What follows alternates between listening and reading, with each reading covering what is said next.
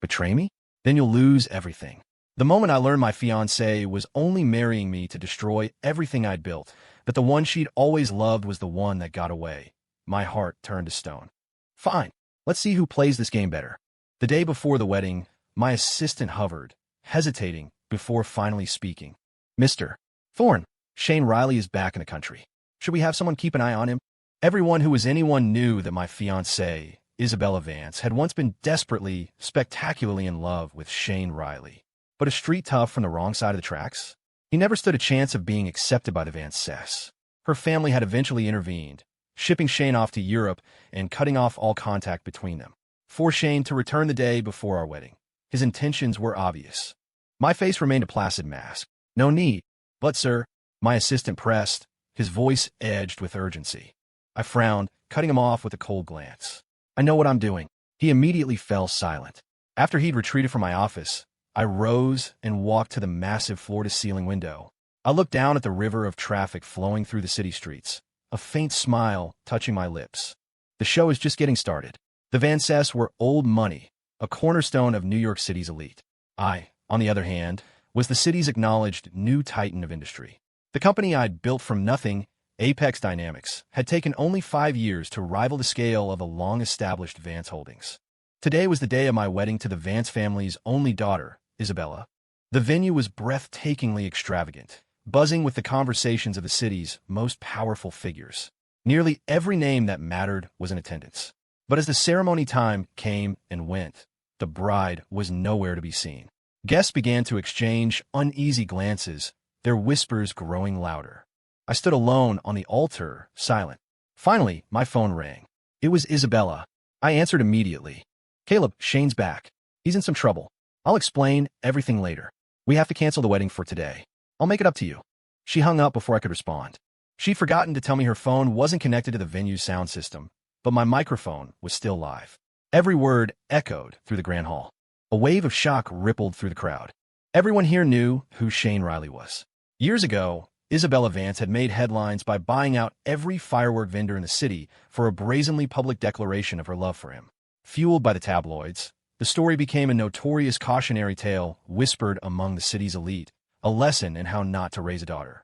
Her father, Harrison Vance, had been publicly humiliated, his family's reputation tarnished. That was what led to Shane's forced exile. And now, for Isabella to cancel our wedding for him, was a slap in the face not only to me, but to both the Thorne and Vance families. My parents stared, stone-faced, at Isabella's mother and father, demanding an explanation. My father is a distinguished university professor. My mother, a high-powered attorney with 2 major law firms to her name. They were respected figures in this city. They had never endured such public humiliation. Eleanor Vance frantically tried to call her daughter, but the calls went straight to voicemail. Isabella's father, Harrison, slammed down a glass of champagne, his body trembling with rage. A moment later, he swayed, then collapsed to the floor. The scene descended into chaos. Harrison's history of heart disease and high blood pressure was no secret. His wife rushed to his side, fumbling for his nitroglycerin pills. It took a long moment for him to stabilize. Still, she had to force a smile and offer my parents a string of apologies. In the end, I had no choice but to announce the wedding was canceled. I promised a full refund of all gifts and declared that the reception would proceed as a dinner hosted by me, Caleb Thorne. My friends, our friends, looked at me with pity. They, more than anyone, knew how I doted on Isabella over the years.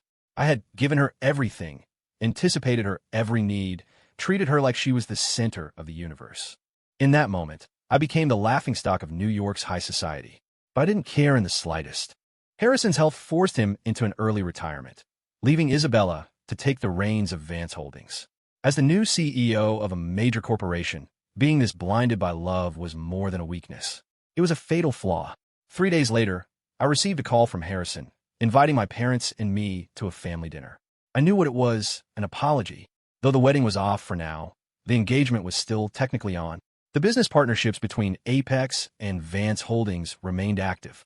Video of the wedding fiasco had been leaked online, and for days, both our families were caught in a media firestorm, trending on every social platform. I was mocked, of course, but the Vances, as the party at fault, bore the brunt of the public scorn. They owed me. I arrived with my parents on time. The Vance mansion was as opulent as ever, but the atmosphere inside was thick with tension. Harrison and Eleanor greeted us at the door, their smiles strained, their eyes shadowed with exhaustion and embarrassment. "Caleb, you're here. Please come in, sit down," Harrison said, his voice laced with an effortful, appeasing tone. I nodded and led my parents into the grand living room. The staff had prepared a lavish dinner, the table laden with exquisite dishes. But no one had any appetite. Isabella was late. Her arrival made the suffocating atmosphere even heavier. She wore a simple, pale yellow sundress, and though she had on light makeup, it couldn't hide the fatigue etched onto her face. Her gaze was evasive. She couldn't bring herself to look at me, let alone my parents. "Isabella, where have you been? Come, sit," her mother said, quickly rising to pull her daughter toward the table, desperate to smooth things over. My parents turned their heads away, their displeasure obvious. Harrison's face was a mask of fury. He strode over and slapped her across the face. "You ungrateful child. Think about how Caleb has treated you all these years, how his family has treated you. Is this how you repay them? Apologize. Now." Isabella's face was grim, but she bowed deeply. "Mr. and Mrs. Thorne, Caleb, I'm sorry. I was thoughtless. My engagement to Caleb is not canceled. I just hope you can give me a little more time." When none of us responded, she slowly straightened up and handed me a contract. "Caleb, I know I was wrong. I also know your company has been very interested in the North Shore Resort project. As a gesture of my apology, I'm willing to transfer it to you." The North Shore project was something Vance Holdings had been planning for years, a deal they'd sunk countless resources into securing. As an old money institution, Vance Holdings had begun to show signs of decline. A new generation of innovators was rising in New York, and the pressure was on. They desperately needed a massive project to reverse their fortunes. For Isabella to offer it as an apology was a significant sacrifice.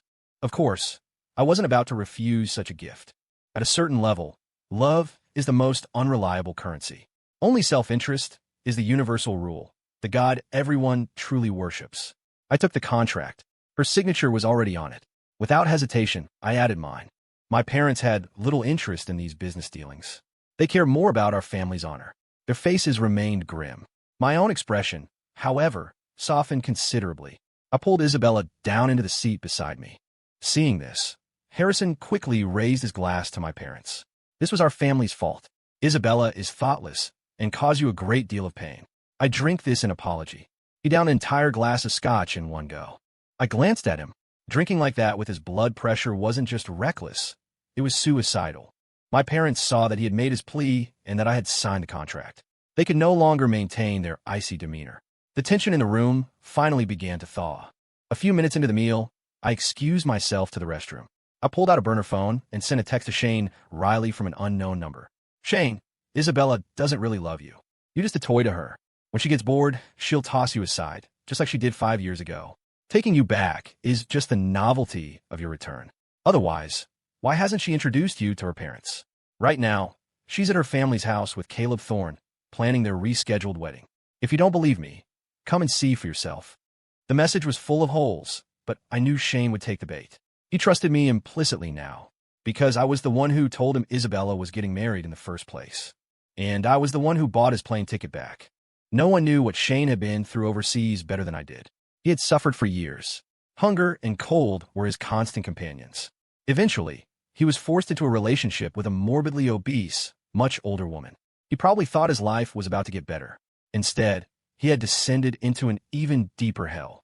The woman was violent, lashing out at him for the slightest perceived offense.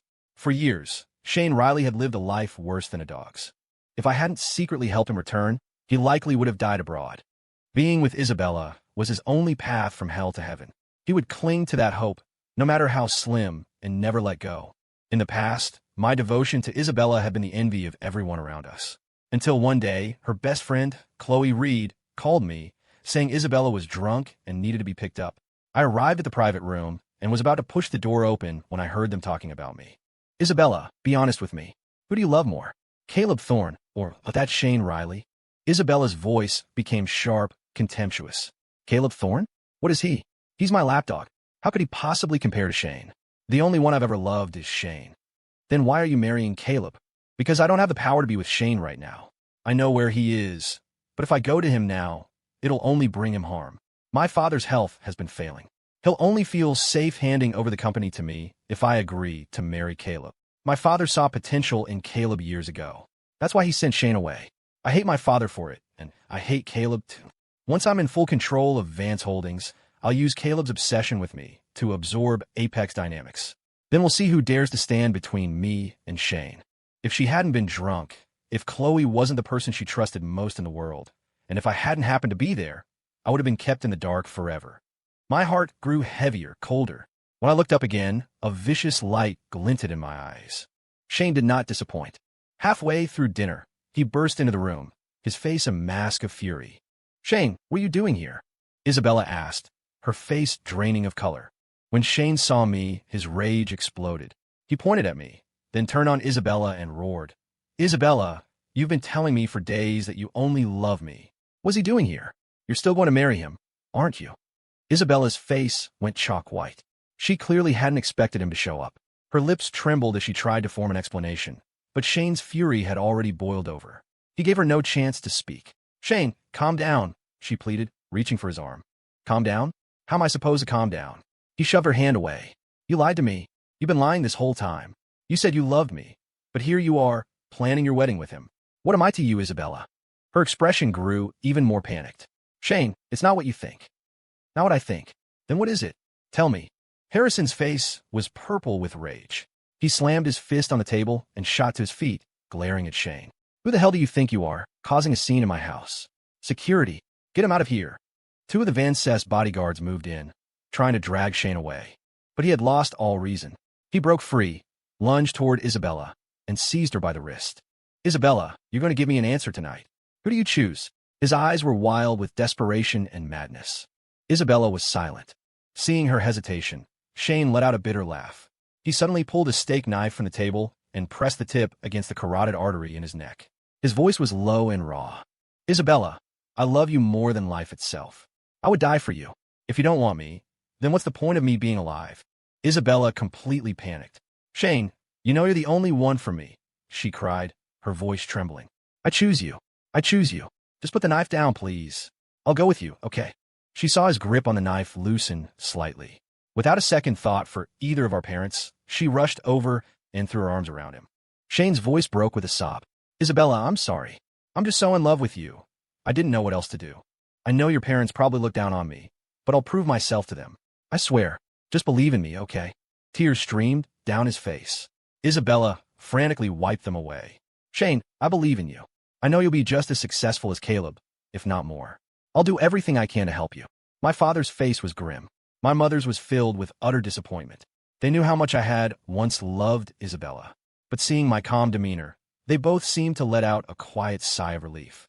Harrison looked like he was about to have an aneurysm. His face was flushed crimson as he pointed a trembling finger at his daughter. "You ungrateful brat. Are you trying to kill me? If you won't clean up your own mess, I'll do it for you." At his words, Isabella's expression hardened. She turned to stare at her father, her eyes filled with an unnerving coldness. "Father, I've already lost him once. I won't lose him again. If you can turn a blind eye to this, I will continue to be a good daughter and take care of you in your old age. You've already transferred your shares to me. I'm not the same little girl you could control 5 years ago. From now on, I make my own decisions." Her declaration stunned everyone in the room. I sighed internally. Love really does make people dangerously stupid. Without waiting for a reaction, Isabella took Shane by the hand and started walking out. As he left, Shane shot me a triumphant, gloating look over his shoulder. Moments after they were gone, the enraged Harrison Vance let out a choked gasp and collapsed backward, his body convulsing. Eleanor screamed, falling to her knees beside him, sobbing hysterically. The bodyguards rushed to carry him to the car and sped off to the hospital. Harrison was rushed into the emergency room. Eleanor called Isabella over and over, but the phone just rang and rang. She begged me to try. My calls went unanswered as well. I had no choice but to send a text. "Isabella, your father is critically ill. He's in the ER right now. Get here as soon as you see this." A moment later, a reply came back. "Caleb, I know what happened tonight was upsetting. You don't have to make up lies like this to get me to come back. Don't worry, our engagement is still valid. I just need to calm Shane down first. I'll call you back tomorrow." Because he'd gotten to the hospital quickly, Harrison survived. The doctor said he'd had a stroke brought on by his high blood pressure. His life was saved, but he was paralyzed. He would spend the rest of his days in a bed. After leaving the hospital, I drove my parents home. Their faces were dark. My mother finally broke the silence. Caleb, I know how much you've always liked Isabella, but these past few days, your father and I have seen her true colors. We talked about it at the hospital. We will not accept her as our daughter-in-law. She doesn't deserve you. I smiled. Mom, Dad, I know. Don't worry. I'm not going to marry her. I never had any intention of marrying her, but I didn't want to tell them that. From my school days to starting my own company, I had never given them a single thing to worry about. In their eyes, I was their sensible, steady son. I didn't want them to see the darkness inside me. The next day, Isabella called. She sounded exhausted, as if she hadn't slept all night. Caleb, I need to talk to you, she said, her voice low and hoarse. Chloe Reed, lying in my arms, playfully traced circles on my chest. I gave her a look to be still. I composed myself, feigning anger. Isabella, what could we possibly have to talk about? You chose Shane. Twice. What do you take me for? What do you take my family's reputation for? She was silent for a moment before her voice returned, tinged with guilt. Caleb, I know I've wronged you, but I didn't have a choice. Shane, he can't live without me. Just give me 1 year. I'll sort things out with him. After 1 year, I'll be your wife. I promise. And I'll spend this year making it up to you. So, she wanted both love and money? What a perfect little plan. My performance over the years must have been flawless to give her such a warped perception of me. She truly believed I was so hopelessly in love with her that I would tolerate anything. She had no idea that I was the furthest thing from a lovesick fool, and she was far from the only woman in the world. But I wasn't ready to show my hand just yet. My tone softened, laced with sorrow. Isabella, you know how much I love you. Do you have any idea what these last few days have been like for me? The thought of you with him. It drives me insane, and yet I have to pretend like nothing happened. Have you ever once thought about how I feel? I had, in fact, treated her exceptionally well over the years. My world had revolved around her. The gifts I'd given her could fill a mansion. There was a pause on the other end of the line.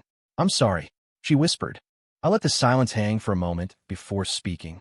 Fine, Isabella. I can agree. I'll wait 1 more year. But Apex is also bidding on the $5 billion Oakhaven International contract. You have to give that project to me. Her breathing hitched. She didn't even have to think about it. Impossible. I already gave you the North Shore Resort project as an apology. The Oakhaven contract is a must-win for Vance Holdings.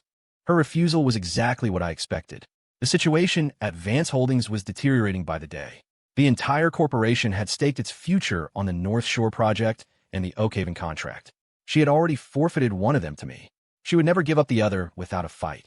If she did, the entire company would collapse. Noticing my silence, Isabella spoke again. Caleb, I really can't give you the Oakhaven project. Even if I agreed, the other shareholders would never approve. How about this? In all our upcoming partnerships, I'll give you a much more favorable profit margin. I knew when to quit while I was ahead. I didn't push any further. Fine, let's leave it at that. After I hung up, Chloe looked up at me, a pout on her face. Caleb, are you really still going to marry Isabella in a year? I looked down at her. Do you think I'm a fool? She shook her head. You built Apex Dynamics from the ground up in just 5 years, to the point where it terrifies an established giant like Vance Holdings. If you're a fool, there are no smart men left in this world. I playfully pinched the bridge of her perfect nose. Good, because the role of Mrs. Thorne will never be hers. She started to say something else, but I cut her off, silencing her with a kiss. After our vigorous battle, a satisfied Chloe retrieved a thick file from her purse and handed it to me with a triumphant flourish. Caleb, everything you wanted is right here. I took the file, my eyes widening as I scanned the first page.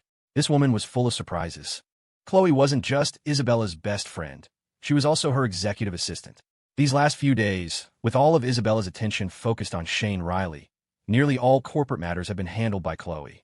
It was no wonder she had access to such confidential documents. Vance Holdings had worked with Oakhaven several times before. They knew each other inside and out. So, while the bidding for the $5 billion contract was technically public, no other company truly believed they could compete with the Vances. But things were different now. I had their entire playbook. Let's see how they play this hand now. A few days later, my assistant reported to me. Sir, Isabella Vance has registered a new company for Shane Riley. It's called Cosmos Ventures. Cosmos, a direct challenge to Apex. Amusing, but Shane Riley was a nobody. I never considered him a threat. I thought for a moment. Find a few of our sharpest people and have them apply for jobs there. A year passed quickly. Apex Dynamics successfully secured both the $5 $5 billion Oakhaven contract, and the North Shore Resort project. Combined with the increasingly favorable terms I squeezed out of Vance Holdings, my company's scale exploded. We became the undisputed leader in New York's business world. Vance Holdings was no longer even in the same league. Of course, when I won the Oakhaven bid, Isabella had stormed into my office for a screaming match. I had her unceremoniously thrown out. Meanwhile, Vance Holdings suffered one devastating blow after another. Its performance plummeted. It was now teetering on the brink of collapse. This was, in part, Isabella's own doing.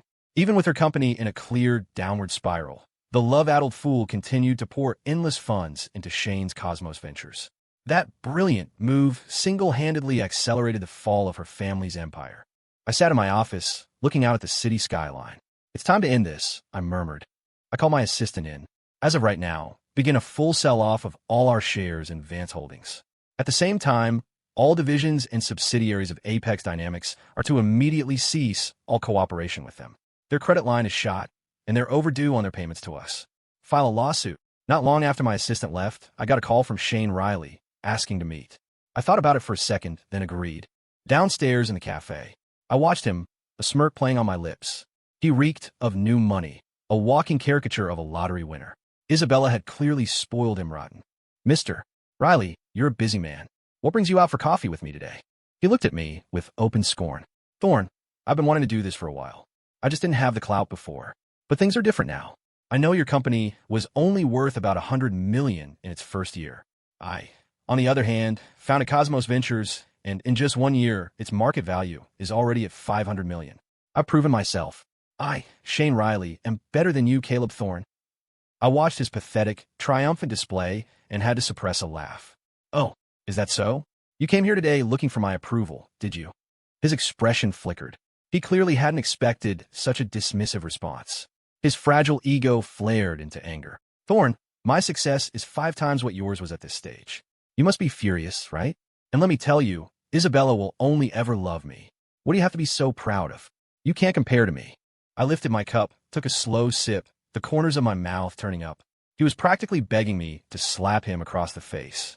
And I was not one to disappoint. "Shane, Vance Holdings has injected nearly $1 billion into your company over the past year. Your current market value is $500 million. That's quite an achievement." His face instantly fell. I didn't give him a chance to speak. "Who gave you the nerve to come here and provoke me, Shane? Was it Isabella? Or was it that old woman you left behind in Europe?" Now he was truly panicked. He looked at me as if he'd seen a ghost. What are you talking about?" I don't understand. I have to go. I have something to do." He scrambled to his feet, trying to flee. "Did I say you could leave?" I asked, my voice cold. He froze in place. I leisurely finished my coffee. "Shane, have you ever wondered why a complete stranger would help rescue you from that old woman and arrange for you to return to Isabella?" Hearing this, all the color drained from his face. Only 2 people in the world knew about that: himself and the person who had secretly helped him. He stared at me for a long moment, his eyes wide with dawning horror. "It was you? You brought me back? Why?" I glanced up, a rare flicker of pity in my eyes. "You were nothing more than a pawn in my hands. Your return was necessary to keep Isabella's intelligence at rock bottom, to occupy all her time and energy. Vance Holdings is about to fall, Shane, and you played a magnificent part in it." He looked as if he'd been struck by lightning.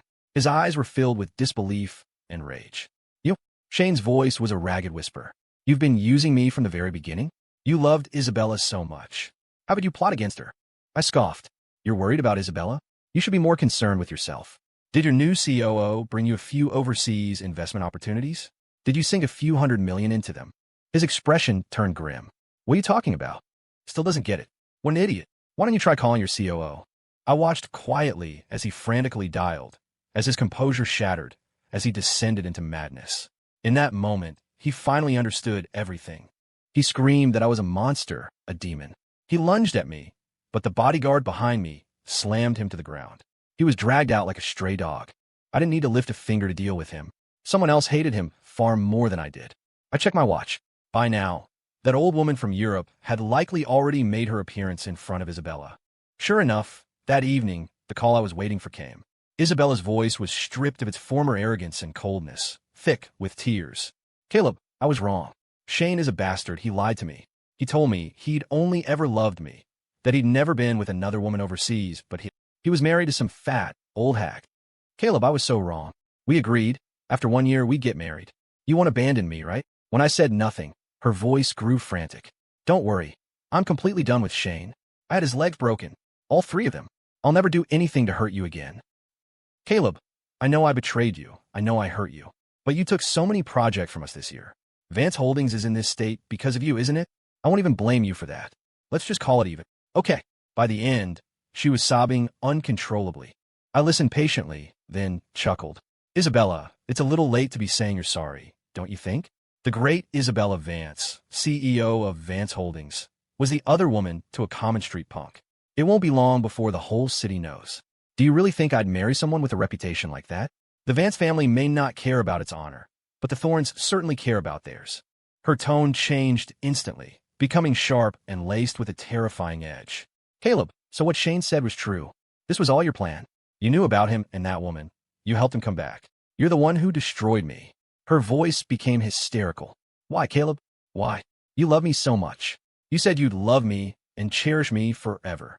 Why would you destroy me with your own hands? I stared out into the night, my expression unreadable in the dark. My voice dripped with sarcasm. Yes, I love you so much. And how did you repay me? Who was it that said the only person they loved was Shane Riley, and that they were only marrying me to steal everything I had? Isabella, you started this. I finished it. We have no one to blame but ourselves. You brought this all on yourself. Her breathing on the other end of the line grew rapid, panicked. Caleb, no, that's not it. You must have misunderstood. I would never do that to you. Still acting, even now, I was done wasting my breath on her. I hung up. The days that followed were pure chaos for Vance Holdings. The company was under siege from all sides. Its stock price went into a free fall. My lawsuit triggered a chain reaction. News that their credit line was frozen spread like wildfire. The banks issued default notices for their overdue loans. It was an avalanche. Suppliers swarmed their headquarters, demanding payment. The media descended, broadcasting the spectacle. The company's former allies, sensing blood in the water, all turned on them, canceling contracts and partnerships. As an old corporate giant, Vance Holdings had made countless enemies over the decades. None of them were about to miss this golden opportunity to kick them while they were down. The already crumbling empire collapsed. Bankruptcy was a certainty. During this time, Isabella called me relentlessly. I ignored every call. This was the final act. There would be no mercy. But she found me anyway, showing up at my villa. With her was her best friend and assistant, Chloe Reed. When I saw Isabella again, she was a wreck, gaunt and exhausted. The pride was gone. She fell to her knees the moment she saw me. Caleb, I was wrong. I'm so sorry. Please, save Vance Holdings. It's over, and you're the only one who can help me now. She crawled forward, clutching at my pant leg, tears streaming down her face, her eyes filled with desperation. I smiled down at her. She must hate me with every fiber of her being, yet here she was, begging me like a dog. How difficult it must be for her. I'll be good to you from now on, I swear. Please, just give me one more chance. I have nothing left. I only have you. My smile vanished. I looked at the woman before me, still beautiful, and felt nothing but cold indifference. The love I once felt was gone, replaced by a void. Isabella, you would never have bowed your head, never have knelt before me, if you weren't at the absolute end of your rope. For Shane, you had love. For me, you only ever had self-interest. She shook her head frantically. No, Caleb, that's not true. I was just deceived by Shane. I realize now that the one I've loved all along was you. I kicked her away. My voice was merciless. Isabella, I was the one who orchestrated the fall of Vance Holdings. Do you really think I would save it? I won't save it, and I won't save you. From the very beginning, my goal was to destroy your entire family. She was utterly stunned. Even Chloe was shocked into silence. A cold dread crept up their spines. After a long moment, Isabella's shock turned to fury. Why, she shrieked. Just because I loved Shane, you had to destroy my entire family? Was your love for me all a lie? I gazed into the distance, my mind drifting back in time. My voice was flat, devoid of emotion. It's no secret that I'm the adopted son of the Thorn family. But have you both forgotten my original name? Seeing the confusion on their faces, I continued. My name was Lucas Kane, of the Canes of New York City. The color drained from their faces. They stared at me as if they were looking at a ghost. Isabella screamed, Impossible! You can't be Lucas Kane. He's dead. He died a long time ago. Their eyes were now filled with a primal terror. Harrison Vance was on his deathbed. Of course, I had to pay him a visit. As I was leaving, I glanced back at Isabella, who sat slumped on the floor in a daze. I felt not a shred of pity. Isabella, for the bankruptcy of Vance Holdings, you have your dear friend Chloe to thank. My victory with the Oakhaven contract and every other project I've taken from you this year was all thanks to her help. Otherwise, even a dying camel is bigger than a horse. Your family's company, with its deep roots, would never have fallen so quickly. I turned and walked away without another word. Chloe lunged at me, screaming, but my bodyguards held her back. Lucas, shut up. You tricked me. You're a monster. You're a demon. You'll die a horrible death. I'll haunt you from my grave. Isabella's head snapped up. She looked at Chloe, her eyes filled with cold, murderous intent. I walked out of the villa. Behind me, I could hear Isabella's icy voice and Chloe's hysterical screams. The sounds hung in the air, a sharp blade separating the past from the cold reality of the present. But I felt nothing. It was all just wind to me. At the hospital, I sat by Harrison Vance's bedside. He'd been paralyzed for a year, unable to speak, but his mind was still sharp. When I told him the whole truth, his eyes burned with a rage so intense he looked as if he wanted to crawl out of his bed and tear me apart with his teeth. I felt no pity. I just sat there, calmly watching him struggle in his final moments. I knew he was filled with regret. Regret that he hadn't killed me when he had the chance, allowing me to live and drag his entire family down to hell to join mine. His breathing grew ragged, his eyes bloodshot. He died right there in front of me, suffocated by his own rage, his eyes wide open in an eternal stare of horror. I knew Harrison's health was fragile, his temper explosive. Shane's return, Isabella's cancellation of the wedding, the public confrontation at the mansion, it was all my design. The goal was to agitate him, to trigger the inevitable. My name is Caleb Thorne, but I was born Lucas Kane. Harrison Vance and my father, Jonathan Kane, were once the closest of friends. 20 years ago, over drinks, Harrison tricked my father into signing a partnership agreement worth $500 million. It was a trap, a deal with a punitive default clause. If the project failed to meet its targets on time, the penalty would be 10 times the investment. Just like that, a single contract drove our company, Kane Industries, into ruin.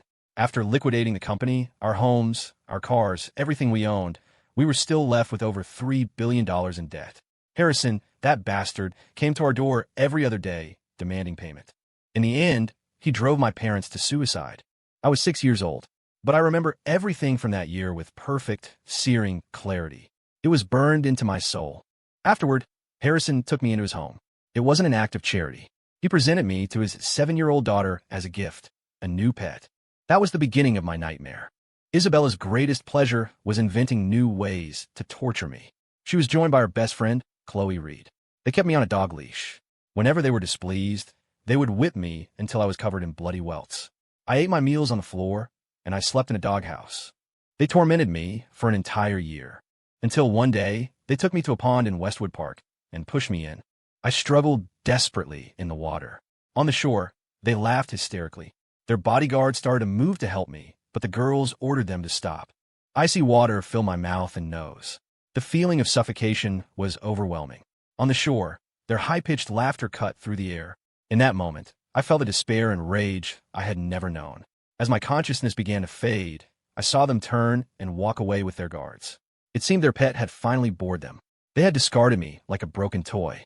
I thought I was going to die, but a homeless man pulled me from the water. Within a year, he fell ill and passed away. Someone kind sent me to a group home. I stayed there for a year. The day David and Catherine Thorne came looking to adopt a child, I recognized the quiet confidence of successful people. I knew it was my chance. Using an old piano donated by a benefactor, I played Fur Elise. The beautiful music, combined with the refined air I carefully projected, caught their attention. Just like that, they adopted me. They gave me the warmth of a family I craved and the elite education I needed. They made me who I am today, and they gave me the opportunity to re-enter the world of the Vances. I tormented Isabella and Chloe for a month, then lost interest. I simply repaid them for everything they had done to me. Every day, they knelt before me, crying, begging for forgiveness. After the bankruptcy of Vance Holdings, Apex Dynamics grew larger and larger, becoming a titan not just domestically, but with operations expanding across Africa and Southeast Asia. I've always believed in fairness. I sent one of them to Africa and the other to Southeast Asia. They can't stand each other, so it's better to keep them apart. As for Shane Riley, I returned him to his old woman. They are, after all, legally married. I heard she intended to enforce some house rules. I've always enjoyed helping people. Let's just call it good deed.